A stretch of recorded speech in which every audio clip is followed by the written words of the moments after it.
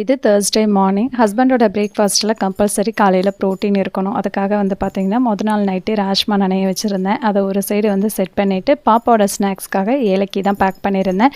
Gold fever டைமில் கூட ஏலக்கி செவ்வாழை ஆப்பிள்லாம் சேர்த்துக்கிட்டோம்னா கோல்டு வந்து இன்க்ரீஸ் பண்ணாது. கொஞ்சம் குழந்தைகளுக்கு எனர்ஜி கிடைக்கும். பாப்பாவுக்கு அதான் பேக் பண்ணியிருந்தேன். 2 டேஸ்க்கு அப்புறம் இப்போ தான் ஸ்கூலுக்கு வந்து போகிறா.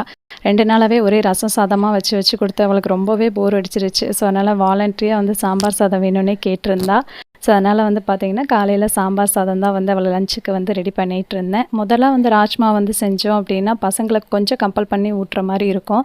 ஆனால் இப்போலாம் வந்து சின்னதாக ஒரு தாளிப்பு போட்டுட்டு தேங்காவை நல்லா மிக்சியில் க்ரஷ் பண்ணி சேர்த்துட்டோம் அப்படின்னா பசங்க 2 வித்துக்குமே வந்து பிடிக்க ஆரம்பிச்சிருச்சு. ராஜ்மா சேர்த்துக்காத பசங்களுக்கு இந்த மாதிரி வேணால் ட்ரை பண்ணி பாருங்கள், கண்டிப்பாக சாப்பிட ஆரம்பிச்சிருவாங்க.